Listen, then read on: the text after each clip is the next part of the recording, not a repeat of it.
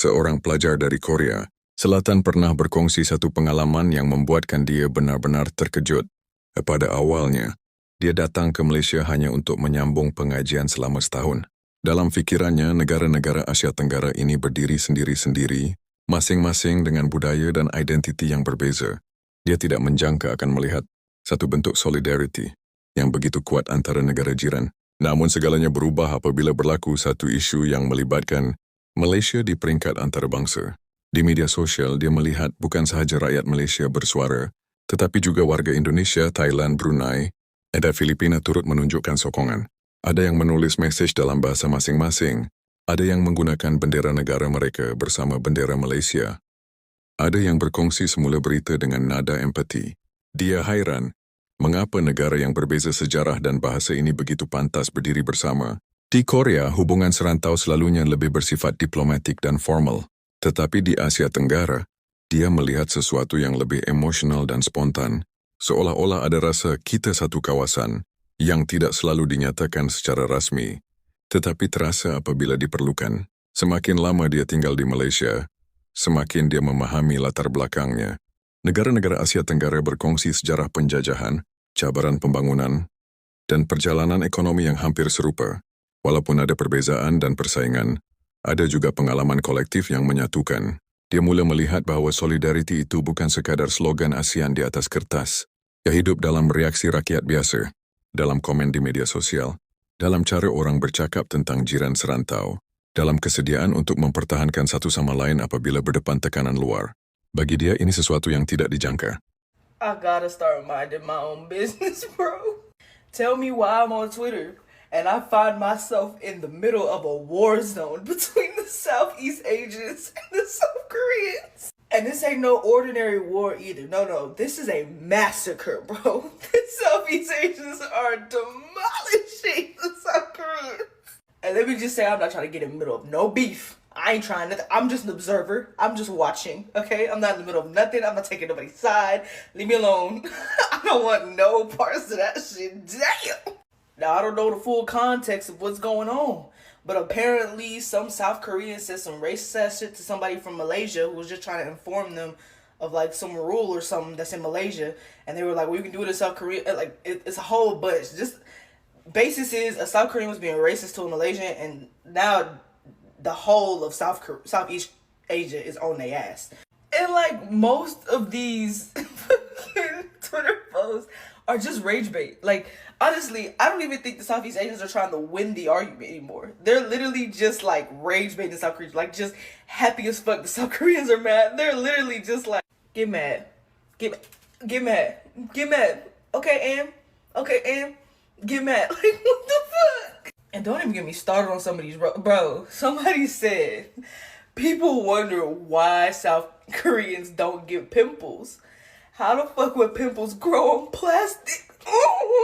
Another one was like, I would tell you to jump in the ocean, but the ocean already has a microplastics problem. I don't want to add to the problem. God damn, wave the white flag. Somebody pick that bitch up and wave it, because this is not the war that y'all want, bro.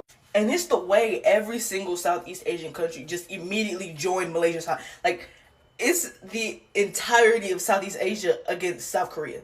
Like, nobody's backing South Korea. When I say massacre, I do not want y'all to don't think I'm exaggerating. It's almost every country against South Korea. South Korea's won. They are fighting for their lives, bro. It's so bad. It's so bad. I need to start minding my business, because I was just going through that shit for like 4 hours. I'm not even lying. Bro, it's so much shit. And they're not stopped. Like, it's still going on. It's like, it's called the siblings, SEA, versus the Koreans. Like, it's the siblings versus the Koreans. And when that shit, siblings, like, it's all of Southeast Asia. Fuck Korea. Wave the white flag. You're getting demolished. Let me just start with the funny.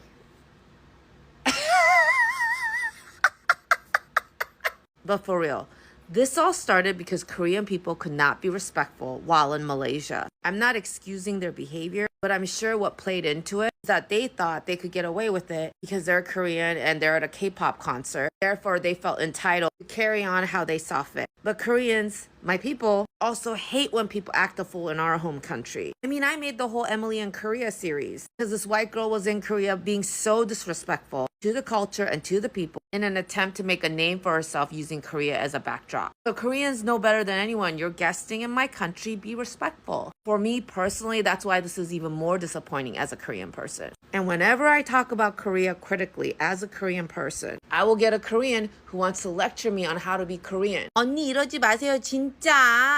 한국 문제 많아요 알아요. 근데 외국 사람이 우리나라 욕하면 기분 안 좋아요. Here's an English translation that TikTok did. Decently accurate. And this is what I mean by my own people don't like me. They don't follow me, but they only write to me when they want to lecture me on how to be a better Korean. And this is the frequent message I get from my fellow Koreans. Don't talk about our problems. Keep it in-house. We don't need outsiders/foreigners criticizing us. This is an in-house problem. And that's also very Asian culture coded, right? But here's the thing, my fellow Koreans. Korea has commercialized and capitalized on all things Korean, from K-pop to K-dramas to Korean food. And you enjoy that glory and commodification. And you're proud you love the success of it. You're eating the shit up. But you can't in that same breath say, I don't want the bad and the ugly that comes with it too. The door is now open to everyone, especially when you behave poorly in another country that you deem inferior. Because I know my fellow Koreans wouldn't be putting up this much of a fight if this had happened in the States or Europe or even in Japan or China. There is a pattern to Korean people behaving badly in Southeast Asian countries. And listen, I've never been a fan of keeping the problems in-house. Everybody thought that my Korean stepmom was my savior. But behind closed doors, she was beating the life out of me. I'm never gonna protect Korean toxicity.